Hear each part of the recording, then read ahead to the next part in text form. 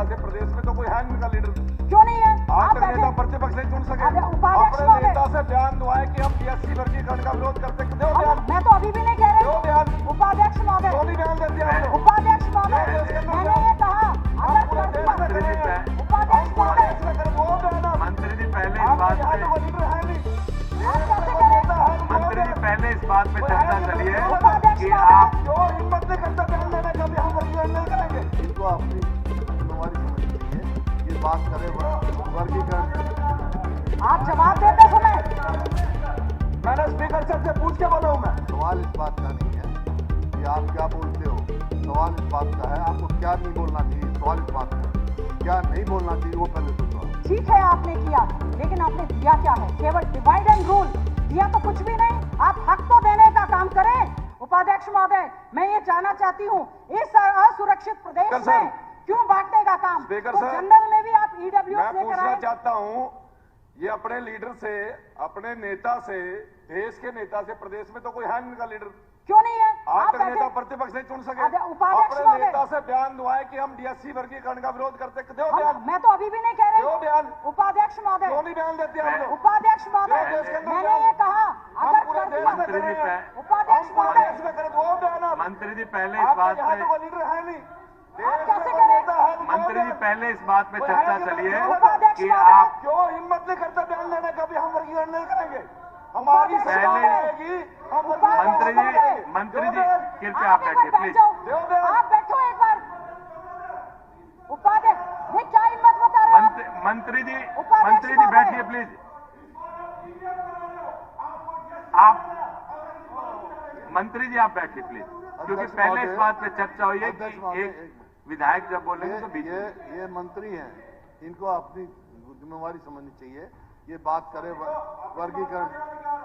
आप जवाब देते समय मैंने स्पीकर सर से पूछ के बोला हूँ मैं। आपने स्पीकर सर सवाल इस परमिशन दी है। बात सवाल इस बात का नहीं है कि आप क्या बोलते हो, सवाल इस बात का है आपको क्या नहीं बोलना चाहिए। सवाल इस बात का है क्या नहीं बोलना चाहिए वो पहले सोचो। आप क्या बोलते हो ठीक है, वाजिब बात है। अब वर्गीकरण की बात करी, ये नहीं उन्होंने कहा कि ये तो कांग्रेस के समय में हुआ था 1993-94 में कोर्ट ने स्टे कर रखा था।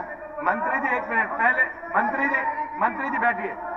आप मंत्री जी बैठिए प्लीज। पहले इस विषय पे बैठिए, क्योंकि पहले इस बात पे चर्चा हुई है कि जब तक एक विधायक बोलेगा बीच में कोई बोलेगा नहीं। प्लीज फैक्ट्स पे बोलो। उपाध्यक्ष जी मैं फैक्ट्स पे बोल रहा हूँ। ये कांग्रेस ने दिया था और एक कोर्ट से स्टे था। अब सुप्रीम कोर्ट कोई का भी डिसीजन आ गया। बार बीच में ना बोले जब तक बिना परमिशन के, क्योंकि इससे पहले नहीं ऐसे चेयर की गरिमा तो आपको रखनी पड़ेगी। नहीं इस प्रकार से चेयर की गरिमा तो आपको रखनी पड़ेगी। इस प्रकार से बीच में मत कीजिए।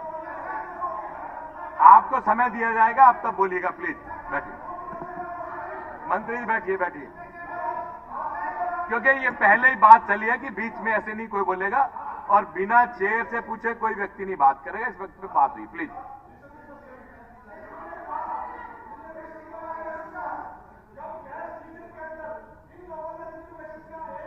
खड़िया विधायक थे, जब भूपेंद्र हुड्डा जी मुख्यमंत्री थे, फूलचंद मुराना मंत्री जी प्लीज बैठिए।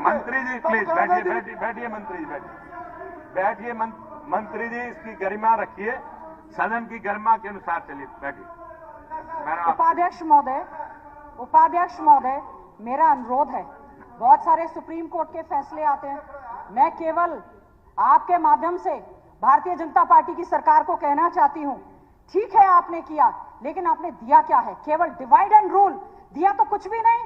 क्या आप उनको लाभ देने का काम करेंगे? क्या पक्के सफाई कर्मचारी लगाने का काम करेंगे? हमने अपने घोषणा पत्र में कहा था कि पक्के सफाई कर्मचारी, आज आप उनके साथ इंजस्टिस कर रहे हैं। शिक्षा आप दे नहीं रहे, स्कॉलरशिप दे नहीं रहे, स्टाइपेंड दे नहीं रहे, पढ़ा उनको नहीं रहे।